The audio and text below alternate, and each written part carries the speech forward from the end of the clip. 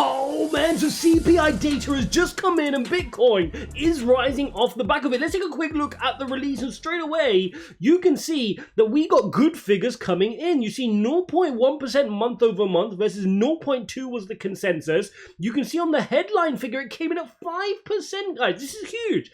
5%. It was predicted to come in at 5.2 versus 6% in the previous month. This is a major beat on headline inflation. Core inflation comes in at 5.6, which is a meet on the expectation, slightly higher than the previous month, but markets had already priced that in. Straight away here, you can see Bitcoin with a nice, interesting hourly candlestick here moving to the upside, sitting at 30,300. We need to digest this to see what do we think this can cause here in the wider market. Let's take a look here at traditional markets to see how they're responding immediately to the news. Literally just come out right now, and you can see here US markets in the pre-market. Let's have a click. Dow Jones jumps 200%, 200 points. You can see up slightly here on the Nasdaq, 0.5%, 0.5 as well on the S&P, and the Dow Jones trending green as well. So far, good news. Let's see what they're pricing in terms of rate hikes, because yesterday markets were pricing in 25 basis points. So far, they seem like they still are, but I will want to watch this over the next couple of hours because that is an impressive beat. Let me put that into context for you guys. This is our battle versus inflation so far, from 9.1 here in US inflation coming all the way down, notch down. And this was the most aggressive decline we have had. Look at the gradient there. In fact, if I switch this across to a line chart, you can see, look at the gradient. Look how steep this falls from 6% all the way down to 5%. An impressive beat on inflation. Inflation is coming down, and that's going to give people some reason to believe that inflation is starting to come down, and we can see a pause in the rate hikes. Now, of course, core inflation continues to be a little bit more sticky. In fact, let's take a look at the core figure. Let's see if we can pull that up, core inflation rate, and let's take a look at that. So you can see this battle is a little bit trickier because this was coming down, okay? So it came down all the way here from 6.6, kept coming down to 5.5, then it notched back up. Now, markets had expected this notch back up. Of course, we know what's going on with OPEC and oil prices. That's going to lead to some extra stress on CPI as well.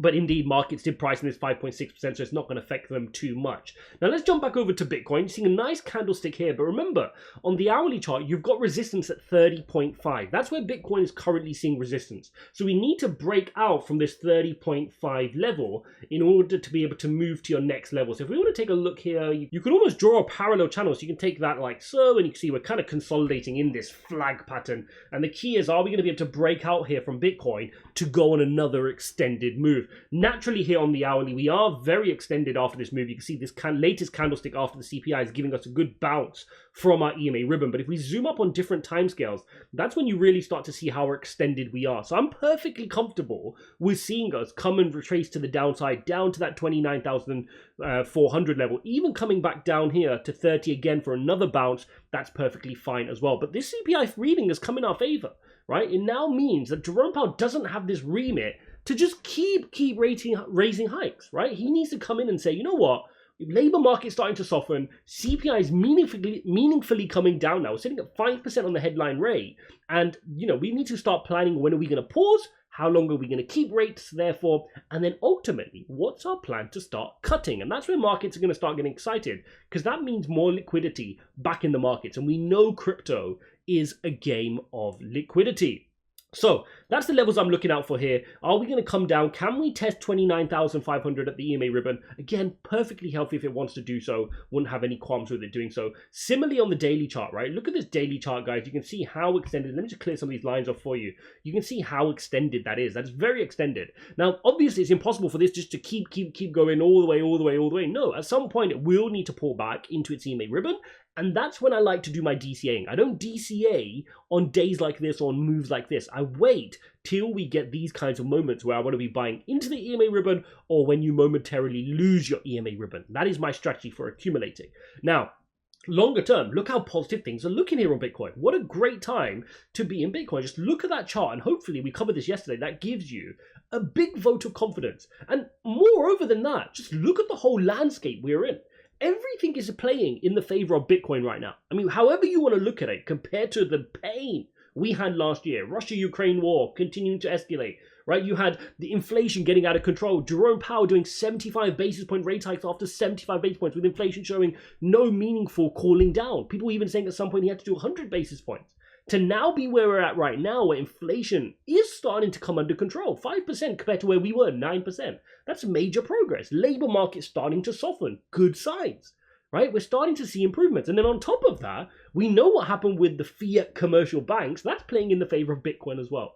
So for Bitcoin to have gone through all of that with wider market issues, and then you layered on top of that FTX, Terra, Luna, Celsius, BlockFi, Voyager, what a horrible, horrible 2022. But now we can move into another environment. And that is what you've seen here to start off 2023. You've seen us wipe away the fears of this bear market, run into our EMA ribbon, reclaim it, consolidate above it, and continue the move. I mean, this is phenomenal, right? Again, let me just repeat that. We were here at 15,500. We embraced it. We created a floor. We ran into our EMA ribbon, which is a relief rally. But not only then, the bears couldn't reject us back down. We beat them in this battle here. 2 weeks here we suffered. 3 weeks here, this was a painful suffering. And then boom, we took our EMA ribbon. After taking our EMA ribbon, we didn't even retrace. 3 weeks of consolidation. And this week we're opening up another positive week here to push through 30,000. What a positive moment here on Bitcoin. Again, I do remind you guys that we do have this cluster of resistance, which we will be battling. And it does continue. I mean, if I come down to the daily chart, just to show you that cluster resistance that I'm talking about, it's this chunk here that we need to be focused on. Okay, let me just see if I can get zoomed in on this. It's this bit here that we need to be looking at. Okay, this is the cluster resistance. I'm going to give you the price points at which it operates. It pretty much operates from 28,000 all the way to the top side at 32.4 roughly. So until we can clear that, until we can back test that as support thereafter, that's still going to be our clunk of resistance. Okay, so that's what we want to clear through it, come back around to the downside, retest it as support, and then work our way to the next battle. And the next battle, you can see here from the clunk of resistance we have, starts between 35,000 and works its way all the way up to 48. So that's a big chunk of battling we've got to do there. Now again, if I switch across to the weekly, there's another way of me demonstrating this to you, and that is using an indicator called the VPVR. And again, if you're unfamiliar with these or any of the indicators I'm using, I've created a free TA course, ijaz.uk/TA. You have no excuse to not know this stuff, guys. I'm not charging thousands of dollars for my course like every other trader does out there. It's there for you. If you guys want to benefit from it, just like these videos, I put them out for free because it's my research. I'm doing this research for myself. I cared what CPI is for myself today, and I'm just sharing what I'm doing. So if that's valuable to you, smash up likes, go check out the free TA course. So you can see here, this is the clunk of resistance we're facing, and then it gets a little bit easier. You see these couple of candlesticks here? It gets a little bit easier, and then that resistance starts again. This hump comes back again, which is our next battle once we clear the battle we're on right now, okay? So that's what we're looking at here on the VPVR. It's also worth looking at the Bollinger Band, another fantastic indicator, which again, we spoke about this, right? When I called this breakout, I made a video, you guys can go watch it. I said, guys, whenever this VPVR constricts, and I was using it on the 4 hour, I was saying when this constricts exactly like it was doing there, get ready for a big move. And a big move is exactly what you got. Look at that. That is perfect Bollinger Band trading right there. Okay, constricted, constricted, constricted. Get ready for a breakout. We don't necessarily know which direction. That depends on various other things as well. But when you catch the breakout, look how powerful it is now deviating away.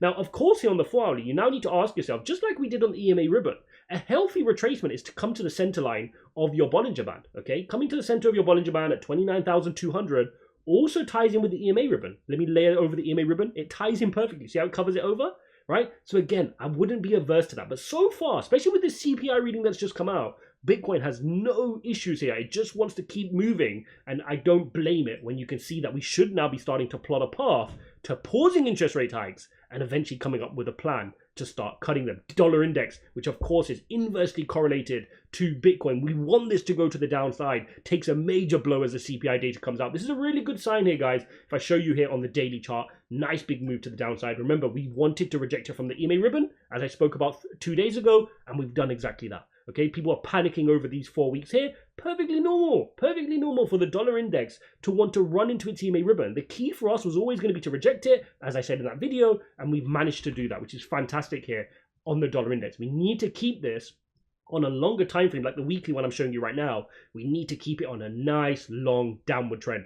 Every time it's been on a nice long downward trend, that is where Bitcoin has benefited. That is where Bitcoin has really gone on a major run. And you guys can see that from my illustrations here. When we had this first rejection, Bitcoin went on a crazy run here between 2017, 2018. On this crazy run here after the pandemic, Bitcoin went on a crazy run. So far, since this has been rejected, when it started getting rejected, we were monitoring it in September, October. Since then, you can see that Bitcoin has pretty much doubled up in price, 100% returns on Bitcoin. So if we can keep this continuing to move to the downside, like my arrow here shows, then that is going to spell even more movements for Bitcoin, allowing it to get back to all-time high and even surpassing that $69,000 all-time high. Exciting times to be in Bitcoin. For those of you who navigated this tough market up until now, congratulations. You've navigated a very tough bear market, now entering into the early stages of the bull. But that's not it. There will be many more challenges, still many more things to navigate, and we will be doing those together. So make sure you subscribe, make sure you're part of the community in our Discord, in our Telegram, in our Twitter. All of it is free. Make sure you're involved so you get all the latest alpha.